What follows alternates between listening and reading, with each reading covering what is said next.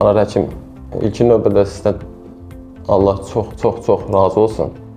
Nəyə görə? Çünki mən 1 il öncə anal çatdırma əməliyyatı olmuşdum başqa bir yerdə.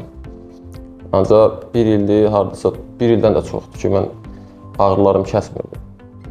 Dünyam qarışırdı, hətta belə desək. Bilmirdim da, yəni çarəsini də tapa bilən həkim yox idi. Sonra sosial şəbəkədən sizi tapdım, Anar həkim. Gəldim, aşkar elədiniz ki, sən demə məndə anal fistula varmış, özü də mürəkkəb formasından. Sən əməliyyatın nə vaxt elə?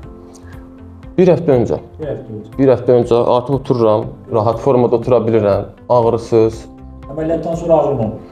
Əməliyyatdan sonra 1 qram ağrım olmuyor. Yəni möcüzəvi bir şeydir ki, bir il əzab çəkirsən, indi amma 1 həftədir. Vallahi yəni heç bir ağrı yoxdur. 1 həftədir mən yəni otura bilirəm. 1 illik əzaba son qoydum da belə. 1 illik əzaba son qoydum bir sözlə. Yəni mən 1 il öncə bu anal çatdırma əməliyyatı olunanda hətta 1 aylarla mən otura bilmirdim.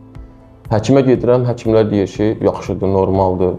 Yəni normaldırsa mən niyə otura bilmirəm? Yəni sonra Nə yaxşı oturmuşsun? Şükür.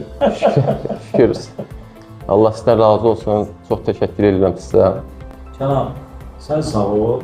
Düz qeyd elədin ki, məsələn, 1 il öncə əməliyyat olunsan, mən bir əlavə edim ki, Kənanda anal darlıq və çox mürəkkəb nalvari fistullar olmuşdur.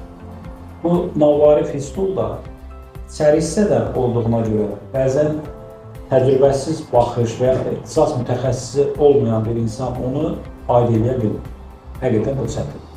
Və bu mində bir hal ki, həmin kanalların içərisində durularaq bütün bağırsağın içərisində oturmuşdur. Şükürlər olsun, yəni buna aşkar elədik, əməliyyat elədik 1 həftə öncə və nə xoş bizə ki, sən bu gün sevinərək bizi ilə bölüşürsən.